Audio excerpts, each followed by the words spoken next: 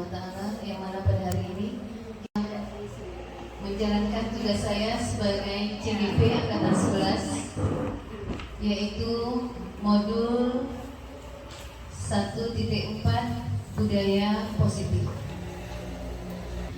Tanpa pula salawat dan salam, marilah sama-sama kita sanjungkan kepada junjungan kita Nabi besar Muhammad SAW yang telah membawa kita dari alam yang kebodohan ke alam yang penuh dengan ilmu pengetahuan. Yang saya hormati Bapak Kepala Sekolah atau yang mewakili, dan Bapak-bapak dan Ibu-ibu guru yang hebat yang sudah mau mendampingi saya untuk melaksanakan tugas ini. Iya, dari materi budaya positif itu ada 7 poin yang dikategorikan untuk budaya positif. Budaya positif ini harus kita terapkan di sekolah kita, apalagi sekolah kita adalah sekolah penggerak. Dari mulai pertama yaitu perubahan paradigma belajar, disiplin positif, motivasi perilaku manusia, kebutuhan dasar, posisi kontrol restitusi, keyakinan kelas, dan segitiga restitusi. Selanjutnya yaitu perubahan paradigma belajar. Di sini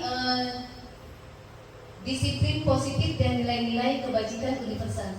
Seorang psikiater dan pendidik Dr. William Glasser dalam kontrol teori yang kemudian hari berkembang dan dinamakan dengan choice theory meluruskan beberapa miskonsepsi tentang makna kontrol. Biasanya guru itu merasa mengontrol murid itu seperti, padahal itu ilusi guru untuk mengontrol murid. Kemudian ilusi lagi bahwa semua penguatan positif efektif dan bermanfaat. Kemudian ilusi bahwa kritik dan membuat orang merasa bersalah dapat menguatkan karakter. Ilusi juga bahwa orang dewasa memiliki hak untuk memaksa. Jadi, sesungguhnya yang memegang kontrol atas diri kita itu adalah kita sendiri, bergantung pada diri kita masing-masing sesuai dengan kebutuhan dasar kita. Misalnya seperti ada permainan yaitu menggenggam. Seolah-olah kita menggenggam sesuatu dan orang lain dia ingin tahu apa yang kita genggam. Kita pasti berusaha, kita nggak menginginkan kalau orang itu mengetahuinya, pasti kita akan berusaha untuk menggenggamnya dengan kuat. Dan kita pasti berusaha keras untuk menggenggamnya dan tidak memperlihatkan ke orang itu. Walaupun orang itu nanti akan berusaha keras dan memaksa untuk menggenggamnya, gitu. Dan berusaha untuk melihatnya. Tapi kalau kita punya keinginan untuk memperlihatkannya, pasti kita akan membukanya walaupun dengan berbagai macam alasan. Itulah tadi yang disebut dengan kontrol. Kontrol itu ada pada diri kita. Kemudian untuk berubah dari paradigma stimulus ke respon pada pendekatan teori kontrol. Di sini ada stimulus respon dan teori kontrol. Stimulus respon itu ada realitas atau kebutuhan kita semua. Di teori kontrol, realitas kebutuhan kita berbeda-beda. Semua orang melihat hal yang sama. Setiap orang memiliki gambaran berbeda, itu di teori kontrolnya. Kemudian di stimulus responnya ada kita mencoba mengubah orang agar berpendapat sama dengan kita. Tapi di teori kontrolnya kita berusaha memahami pandangan orang lain tentang dunia. Berperilaku buruk dilihat sebagai suatu kesalahan. Padahal di teori kontrolnya semua berperilaku memiliki tujuan. Di stimulus respon, orang lain bisa mengontrol saya. Di teori kontrol, hanya saya yang bisa mengontrol diri saya. Itu seperti teori tadi, permainan menggenggam tadi. Kemudian di stimulus respon, saya bisa mengontrol orang lain. Di teori kontrol, Anda tidak bisa mengontrol orang lain. Di stimulus respon, pemaksaan ada pada saat bujukan gagal. Di teori kontrolnya, kolaborasi dan konsensus menciptakan pilihan-pilihan baru.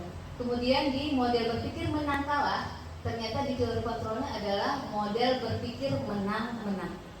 Disiplin yang dimaksud adalah berdisiplin diri yang memiliki motivasi internal. Jika kita tidak memiliki motivasi internal, maka kita memerlukan pihak lain untuk mendisiplinkan kita atau memotivasi internal. Karena berasal dari luar, bukan dari dalam diri sendiri.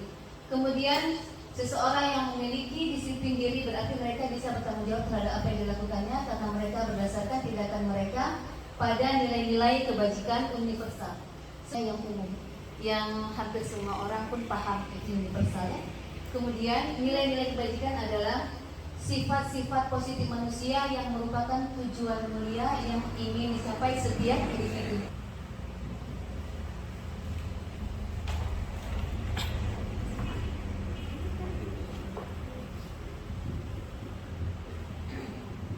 Kira-kira di posisi kontrol apa Ibu selama ini?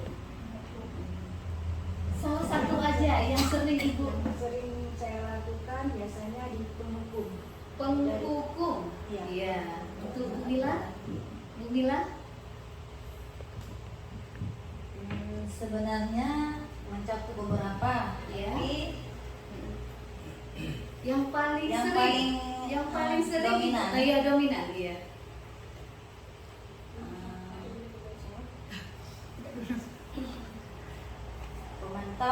Pemantau ya. Coba Bu Aisyah, tolong Bu Aisyah.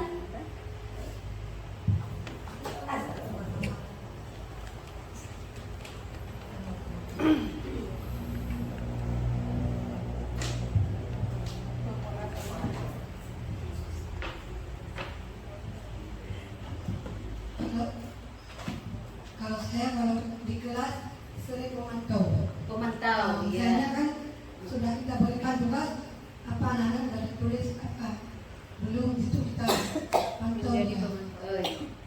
Jadi Bu Ani,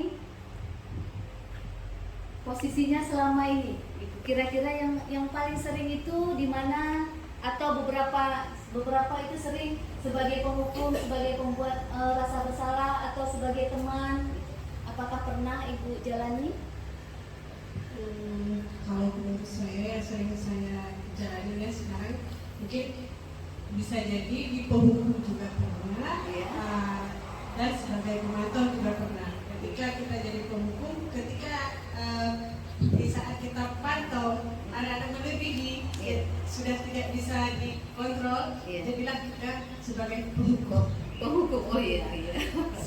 Awalnya pemantau, jadinya penghukum ya. Oh iya. Pak Asnawi, tolong Pak Asnawi. Mana suaranya? Assalamualaikum warahmatullahi wabarakatuh. Waalaikumsalam warahmatullahi. Menurut saya mungkin agak berbeda dengan yang ibu-ibu. Saya lebih memilih kepada teman. Alasannya memilih kepada teman. Seandainya kalau kita pilih pemantau ataupun penghukum, ini tidak bisa jalan kalau tidak kita pilih teman dulu. Jadi kuncinya adalah teman. Awalnya teman dulu. Teman dulu. Ya. Setelah teman nanti apa yang kita suruh mungkin dia mau. Oh iya. Itu aja sekian. Ya. Terima kasih Pak Asnawi.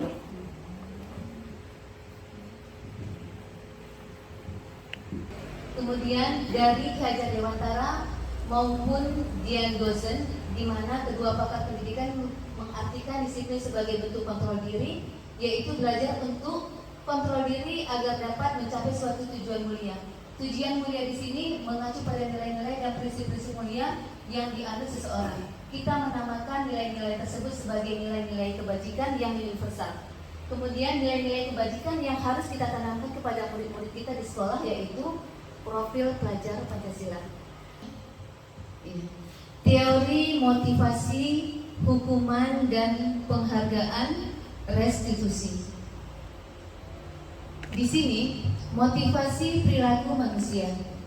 Dian Gosen dalam bukunya Restructuring School Discipline menyatakan ada 3 motivasi perilaku manusia, yaitu ingin untuk menghindari ketidaknyamanan atau hukuman. Ini termasuk motivasi eksternal, dan kemudian untuk mendapatkan imbalan atau penghargaan dari orang lain. Ini juga motivasi eksternal. Dan di sini ada untuk menjadi orang yang mereka inginkan dan menghargai diri sendiri dengan nilai-nilai yang mereka percaya. Ini merupakan motivasi internal, berarti motivasi dari dalam dirinya sendiri. Untuk hukuman dan penghargaan. Hukuman atau konsekuensi ini sudah sering kita dengar dan juga sudah sering kita lakukan. Ini adalah tindakan yang diberikan kepada seseorang sebagai batasan atas pelanggaran, aturan atau perilaku yang tidak diinginkan. Menurut teman-teman, apakah hukuman dan konsekuensi itu sama? Kira-kira bagaimana teman-teman? Samakah hukuman dan konsekuensi? Sama, ya, sama karena dia tindakan yang diberikan kepada seseorang sebagai balasan atas pelanggaran aturan atau perilaku yang tidak diinginkan. Maka kita menghukum dan konsekuensi, gitu kira-kira ya. Ya, di sini konsekuensi dan hukuman itu sesuatu yang agak berbeda.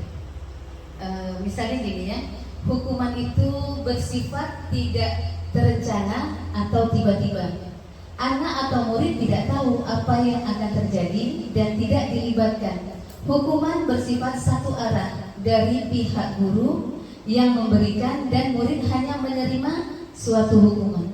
Tetapi untuk konsekuensi dia suatu yang sudah direncanakan atau sudah disepakati terlebih dahulu, sudah dibahas dan disetujui oleh murid dan guru.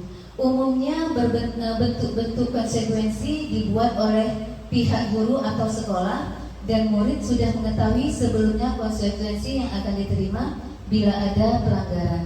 Biasanya itu kan kalau konsekuensi aturan yang dilanggar gitu.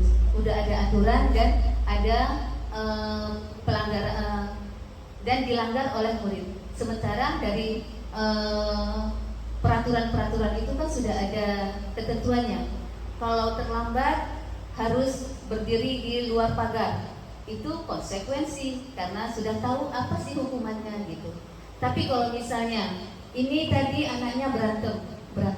Ini karena berantem berdua, cuci WC dua-dua. Itu merupakan hukuman. Iya. Jadi konsekuensi dan hukuman itu walaupun ada persamaannya, tapi ada perbedaannya. Selanjutnya yaitu penghargaan. Selama ini saya kira penghargaan itu adalah sesuatu yang baik dan bisa selalu diterapkan. Ternyata walaupun ada kebaikannya, tetapi ada juga yang harus diperhatikan gitu.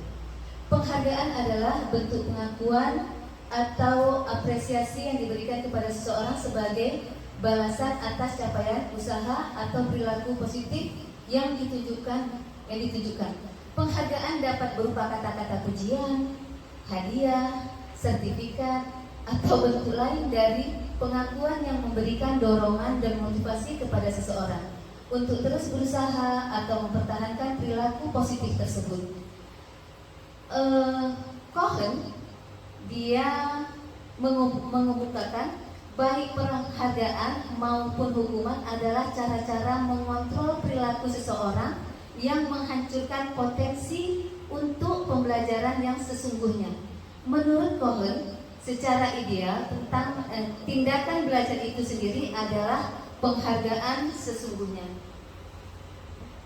Di sini Cohen juga mengemukakan beberapa pernyataan dari hasil pengamatannya selama ini tentang tindakan memberi penghargaan yang nilainya sama dengan menghukum seseorang. Padahal dia diberi penghargaan, tapi ternyata itu bisa jadi seperti hukuman juga, yaitu pengaruh jangka panjang dan jangka pendek. Jika kita menggunakan penghargaan lain, penghargaan lagi dan lagi, maka orang tersebut akan bergantung pada penghargaan yang diberikan. Setelah kehilangan serta kehilangan motivasi dari dalam diri. Jadi kalau misalnya nanti dia diberi penghargaan, ternyata suatu saat dia tidak diberi, maka dia akan merasa kecewa dan motivasi bisa hilang. Dapat penghargaan ini, dia aku kok bisa nggak dapat ya? Jadi dia merasa terhukum, seperti menghukum dirinya sendiri. Selanjutnya yaitu 5 kebutuhan dasar manusia. Kebutuhan untuk bertahan hidup, kemudian kasih sayang dan rasa diterima, kebebasan, kesenangan, dan penguasaan.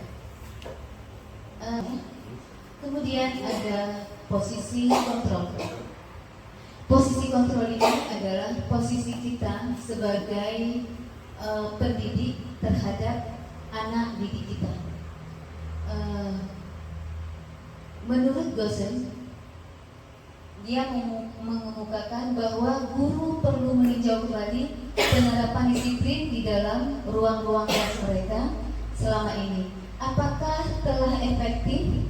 Apakah berpusat pada murid, memerdekakan murid, dan memandirikan murid? Bagaimana dan mengapa? Melalui serangkaian riset dan berdasarkan pada teori kontrol dari Dr. William Glasser, Gosen berkesimpulan bahwa ada 5 posisi kontrol yang dapat diterapkan seorang guru, orang tua ataupun atasan dalam melakukan kontrol. Jadi di sini ada sebagai penghukum, sebagai pembuat rasa bersalah, sebagai teman, sebagai pemantau, atau sebagai manajer. Ini mungkin juga teman-teman sudah pernah mendapatkannya. Misalnya sebagai penghukum.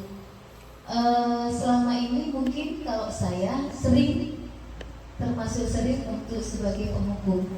Untuk teman-teman sendiri bagaimana? Kira-kira dari kelima posisi ini, di mana posisi kontrol yang sudah pernah atau sering ibu-ibu jalani? Iya, terima kasih teman-teman atas masukannya.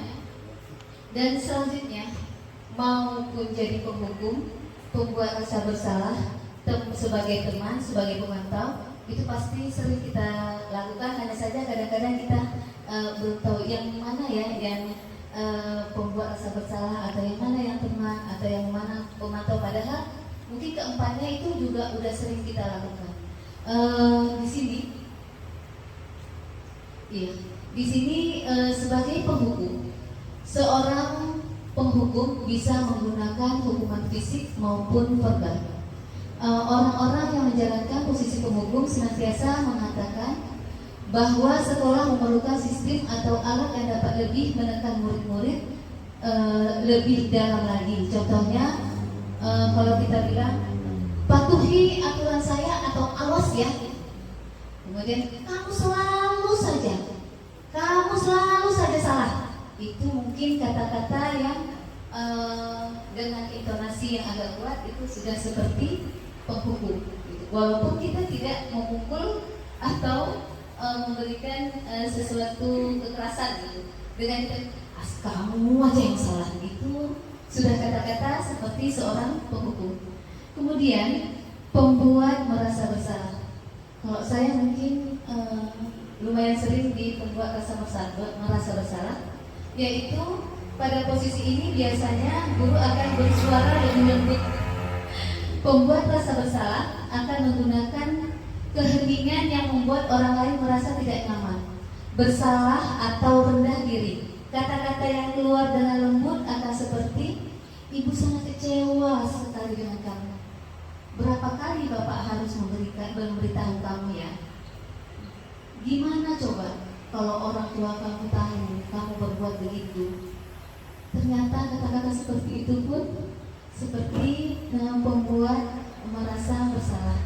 Selanjutnya, sebagai teman, guru pada posisi ini tidak akan menyakiti murid, namun akan tetap berusaha mengontrol murid melalui persuasi. Posisi murid Dan posisi teman pada murid biasa negatif maupun positif ataupun positif. Positif di sini berupa hubungan baik yang terjalin antara guru dan murid. Guru di posisi teman menggunakan hubungan baik dan humor untuk mempengaruhi seseorang. Mereka akan berkata, ayo bantulah demi Bapak ya. Ayo ingat tidak bantuan Bapak selama ini. Ayo ingat tidak bantuan Bapak selama ini. Ya sudah, kali ini tidak apa-apa. Nanti Ibu bantu bereskan. Itu salah satu beberapa kata-kata yang menjadikan kita posisi sebagai teman.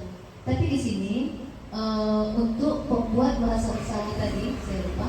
Pembuat merasa bersalah ini walaupun dia dalam urutan kedua, tapi ini termasuk hal yang kurang baik. Hal yang kurang baik yang bisa kita lakukan gitu. Jadi penghukum dan pembuat merasa bersalah ini kadang-kala harus kita jadikan nomor kesekian. Selanjutnya ada sebagai pemantau. Pemantau berarti mengawasi. Pada saat kita mengawasi, kita bertanggung jawab atas perilaku orang-orang yang kita awasi. Posisi pemantau berdasarkan pada peraturan atau konsekuensi dengan menggunakan sanksi atau konsekuensi. Kita dapat memisahkan hubungan pribadi kita dengan murid.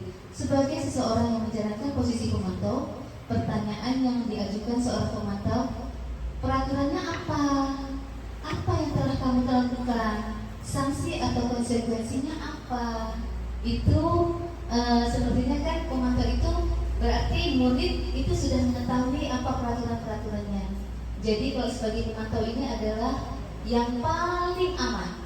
Gitu, menurut saya seperti itu ya, yang paling aman. Jadi dengan kita menanyakan kembali peraturan yang sudah ditetapkan, kita akan lebih mengingatkan anak-anak itu akan lebih mudah.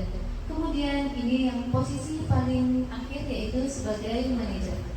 Murid diajak untuk menganalisis kebutuhan dirinya maupun kebutuhan orang lain. Di sini penekanannya bukan pada kemampuan membuat konsekuensi, namun dapat berkolaborasi dengan murid bagaimana memperbaiki kesalahan yang ada. Seorang manajer akan berkata, apa yang kita yakini kembali ke keyakinan kelas. Apa yang kamu yakini, yang kamu yakinkan? Apakah yang kamu yakinikan? Jika kamu meyakininya, apakah kamu bersedia memperbaikinya?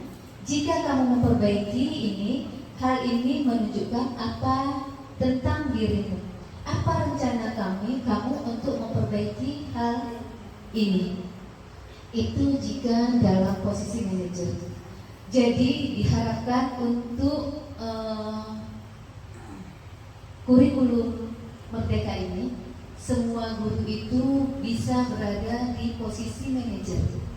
Di posisi manajer ini, di sini nanti kita juga akan mencoba untuk bersimulasi ya. Keyakinan kelas. Tentu keyakinan kelas, saya rasa kita semua di kelas itu ada mempunyai keyakinan kelas. Tapi ternyata ada juga keyakinan sekolah. Di sini kayak pembentukan keyakinan sekolah atau kelas. Di sini keyakinan kelas bersifat lebih abstrak, yaitu tidak nyata daripada peraturan yang lebih rinci dan konkret. Kemudian keyakinan kelas berupa pernyataan-pernyataan universal. Pernyataan keyakinan kelas senantiasa dibuat dalam bentuk yang positif. Keyakinan kelas hendaknya tidak terlalu banyak, sehingga mudah diingat dan dipahami oleh semua warga. Kan 2 bulan atau 3 bulan ternyata keyakinan kelas itu sudah jalan dan anak-anak sudah paham, boleh kita ubah dengan yang lain, dengan sesuatu yang dapat diterapkan di lingkungan tersebut. Selanjutnya, semua warga kelas hendaknya ikut berkontribusi dalam pembuatan keyakinan kelas lewat kegiatan curah pendapat. Bersedia meninjau kembali keyakinan kelas dari waktu ke waktu. Selanjutnya, 3. Restitusi. Restitusi adalah proses menciptakan kondisi baik murid untuk memperbaiki kesalahan mereka sehingga mereka bisa kembali dalam kelompok mereka dengan karakter yang lebih kuat. Ini menurut dosennya. Selanjutnya, ini dia bentuk segitiga restitusi. menstabilkan identitas. Kemudian yang kedua yaitu memvalidasi tindakan yang salah, menanyakan keyakinan kelas. Proses 3 tahapan tersebut didasarkan pada prinsip-prinsip utama dari teori kontrol, yaitu langkah untuk menstabilkan identitas tadi. Kita semua akan melakukan hal terbaik yang bisa kita lakukan untuk teori kontrolnya. Untuk langkah validasi tindakan yang salah itu melalui teori kontrolnya, yaitu semua perilaku memiliki alasan. Dan untuk langkah menanyakan keyakinan, teori kontrolnya yaitu kita semua memiliki motivasi internal. Ini 9 ciri-ciri restitusi, yaitu 1. Bukan untuk menebus kesalahan, namun untuk belajar dari kesalahan. Yang kedua, memperbaiki hubungan, tawaran bukan paksaan. Restitusi menuntut untuk melihat ke dalam diri. Restitusi mencari kebutuhan dasar yang mendasari tindakan. Yang keenam, restitusi diri adalah cara yang paling baik untuk memperbaiki diri. Yang ketujuh, restitusi fokus pada karakter bukan tindakan. Restitusi fokus pada solusi. Yang kesembilan yaitu restitusi mengembalikan murid yang berbuat salah pada kelompoknya. Ya, hanya ini yang bisa saya sampaikan. Dan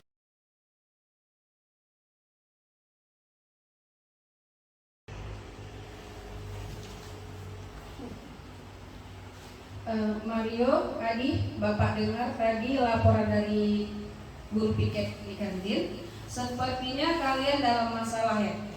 Ada yang bisa Bapak bantu? Apa yang terjadi? Iya Pak, tadi pada saat jam istirahat pagi kami main lempar-lemparan makanan di kantin. Tapi tidak sengaja malah kena wajah Bu Dina Pak, kepala sekolah, ketika beliau sedang berjalan. Apa? Kalian main lempar-lemparan makanan di kantin, kena wajah Ibu Dina ketika beliau sedang lewat? Iya Pak. Adi, ada informasi yang kamu tambahkan? Sebenarnya Pak, kami tidak bermaksud melakukannya, tapi apa? Tapi kami tidak sengaja Pak. Apakah kalian tahu kalian dalam masalah sekarang? Iya Pak. Baiklah, Bapak di sini bukan untuk mencari siapa yang salah. Bapak di sini untuk mencari penyelesaian sama-sama, berpikir sama-sama tentang apa yang bisa kita lakukan untuk memperbaiki situasi ini. Kalian pasti melakukan itu ada alasannya ya. Pasti seru ya main lempar-lempar makanan, begitu?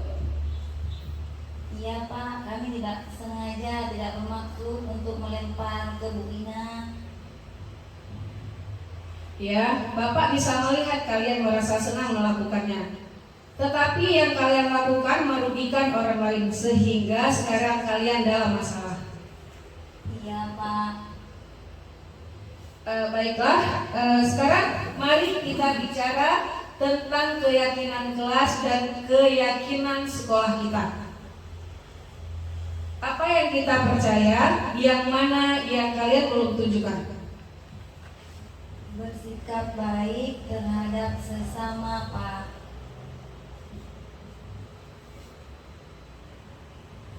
Menghormati orang lain dan menghormati diri sendiri. Kalian berdua ingat dengan baik, keyakinan kelas kita kembali pada ketika kalian main lempar-lemparan makanan yang mengenai Ibu Dina. Apakah ketika kalian melakukan itu kalian menghormati orang lain di lingkungan? Tidak Pak. Tapi kalian mendapatkan rasa senang. Menurut Bapak, ada cara untuk mendapatkan rasa senang tanpa merugikan orang lain. Bagaimana menurut kalian? Iya Pak. Nah, sekarang mari kita selalu mengindahkan keyakinan kelas kita. Besok kita ke kantin dan kalian bisa berperilaku lebih baik lagi. Apakah kalian sudah meminta maaf kepada Ibu Dina? Udah Pak. Tadi setelah Bu Dina kena lemparan kue, kami langsung minta maaf.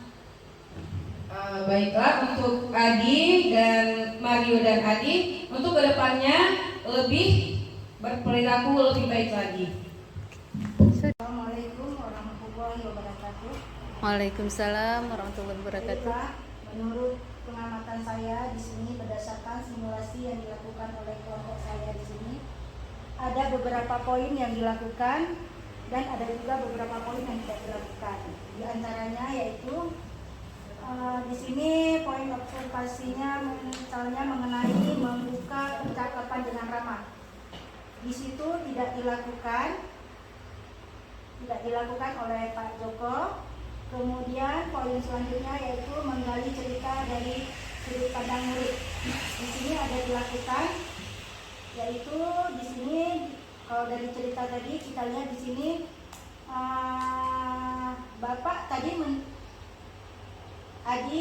Bapak tadi dengar laporan dari guru PK di kantin, sepertinya kalian dalam masalah. Ada yang bisa Bapak bantu? Apa yang terjadi? Kemudian di poin ketiga yaitu mengenai menggali alasan murid dalam melakukan tindakan tersebut. Di sini juga ada dilakukan yaitu pada tekad Pak Joko mengatakan, Adi ada informasi yang kamu mau tambahkan. Kemudian poin yang keempat yaitu menggunakan tahapan pertama dari segitiga restitusi menstabilkan identitas, yaitu ada dilakukan pada saat Pak Joko menyebutkan Bapak di sini bukan untuk mencari siapa yang salah, Bapak di sini untuk mencari penyelesaian sama-sama, berpikir sama-sama tentang apa yang bisa kita lakukan untuk memperbaiki situasi ini. Kalian pasti melakukan itu ada alasannya ya, pasti seru ya, main lempar-lemparan makanan. Begitu. Di sini juga ada dilakukan. Kemudian poin kelima, menggunakan tahapan kedua dari segitiga restitusi atau validasi tindakan yang salah. Di sini ada dilakukan oleh Pak Joko, yaitu pada saat Pak Joko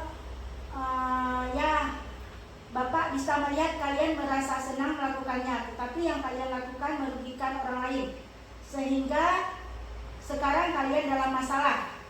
Juga ada dilakukan oleh Pak Joko. Selanjutnya yaitu pada poin ke-6, menggunakan tahapan ketiga dari segitiga restitusi atau menanyakan keyakinan kelas. Di sini pada saat Pak Joko menyebutkan, sekarang mari kita bicara tentang keyakinan kelas dan keyakinan sekolah kita.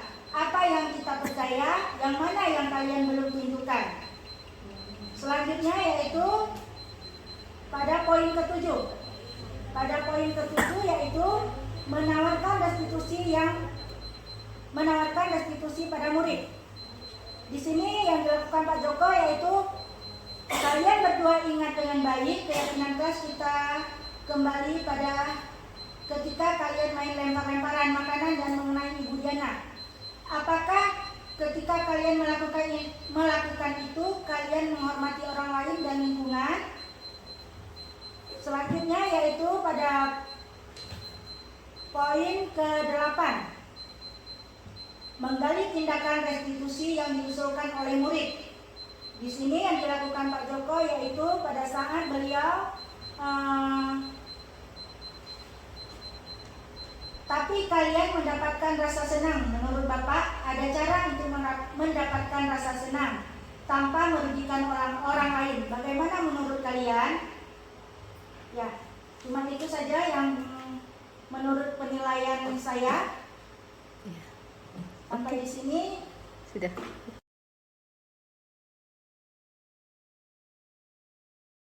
Kelas itu adalah sebuah kesepakatan yang kita buat sendiri, yang kita yakini sehingga kelas kita ini bisa menjadi kelas yang apa? Yang aman, yang apa lagi?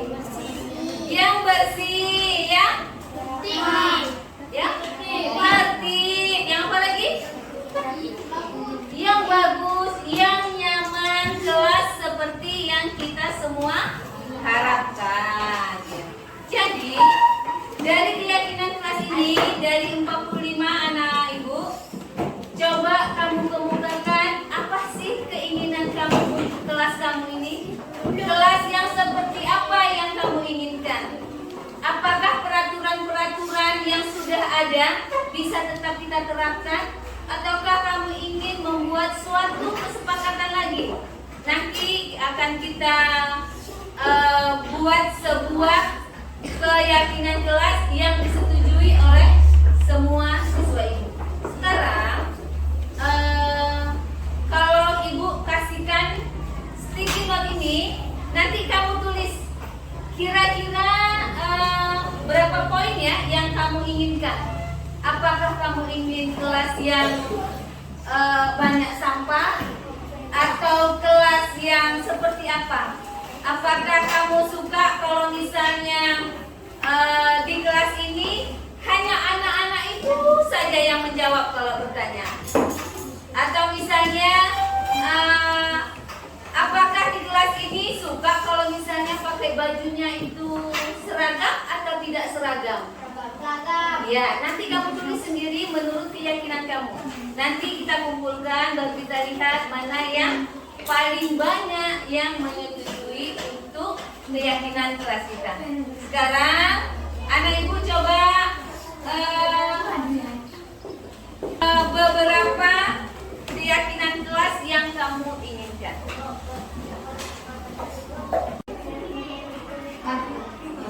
Selesai? Tempat kelas Irji.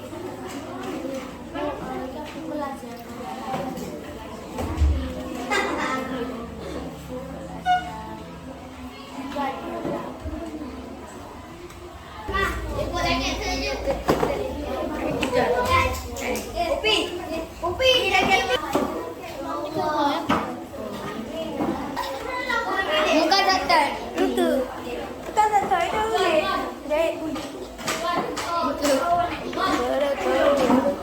Bang kena bar. Sabar, sabar. Sabar, sabar.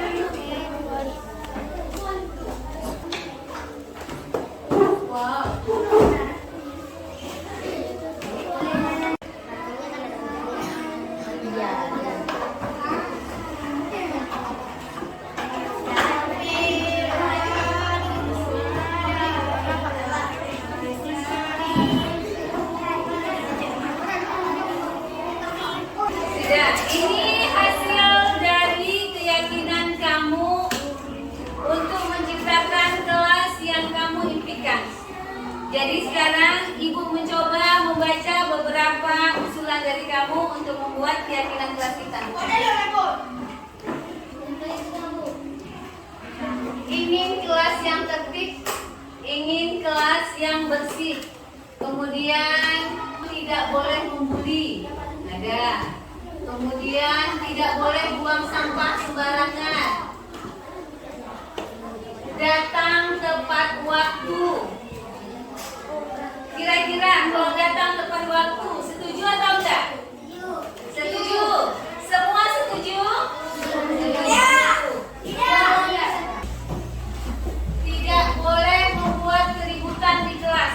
Kalau tidak boleh membuat keributan di kelas, itu berarti saling menghormati atau tidak?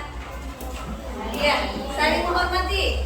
Atau tidak membuat keributan di kelas, apakah itu saling membuli? Bukan ya. Kalau misalnya tidak membuat keributan di kelas, itu berarti harus saling menghormati. Kemudian ada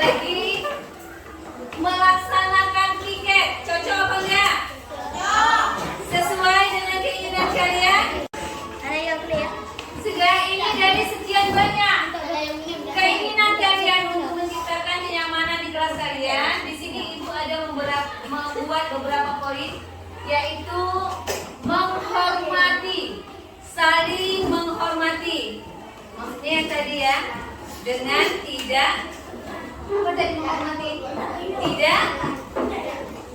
ribut. Itu berarti kita saling menghormati. Di sini mendengarkan saat orang lain berbicara. Jadi kalau ada yang mau mempresentasikan hasilnya atau ada yang mau bertanya, yang lain harus mendengar. Berarti kita saling menghormati. Kemudian tanggung jawab. Untuk tanggung jawab di sini mengumpulkan semua tugas tepat waktu dan menjaga kebersihan. Yang piket tadi ya, piket tadi itu kan harus melaksanakan piketnya. Jadi dia berarti bertanggung jawab. Kemudian ada kerjasama, berarti jika ada kerja kelompok ataupun piket itu harus kerjasama. Gak boleh temannya kerja sendiri, yang lain cuma lihat-lihat aja. Kemudian ada lagi menghargai. Menghargai di sini yaitu tadi seperti temannya minta supaya tidak ada yang membuli. Tahu bully?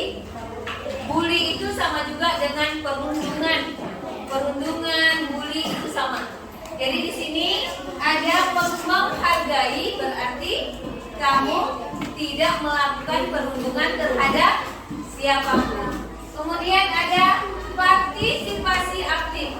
Maksudnya di dalam diskusi harus semua mau mengajukan pertanyaan. Dan temannya yang bisa menjawab boleh menjadi, yaitu etika berpakaian. Etika berpakaian bagaimana? Harus sesuai dengan aturan. Aturannya apa hari Senin? Baju putih pakai apa? Pakai rompi. Senin Selasa baju putih pakai rompi. Kalau hari Rabu Kamis dalam jam olahraga pakai baju olahraga?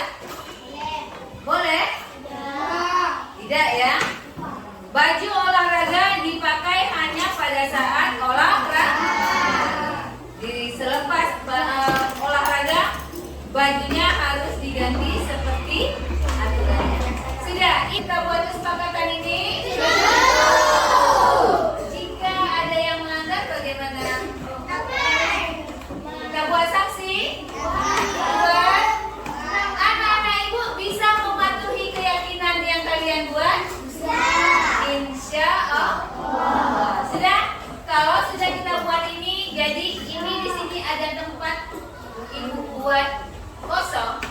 Disinilah kamu membukukan tanda tangan kamu bahwa kamu menyetujui kesepakatan kelas kita. Bisa? Ya, sekarang kecil-kecil aja.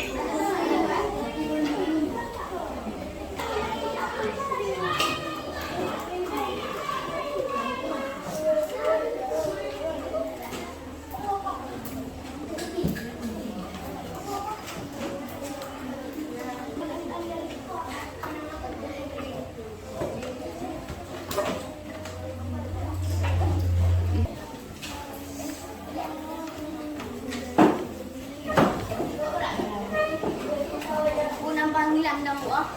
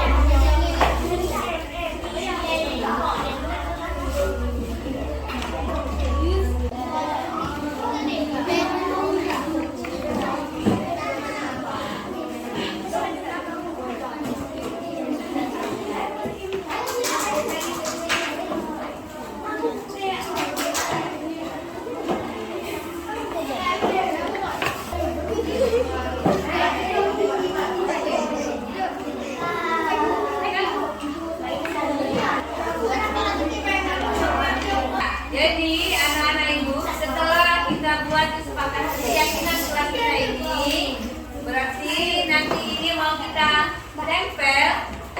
Ini dijadikan keyakinan kelas kita agar kelasnya menjadi kelas yang nyaman, yang damai, yang indah. Alhamdulillah, keyakinan kelas kita sudah selesai dan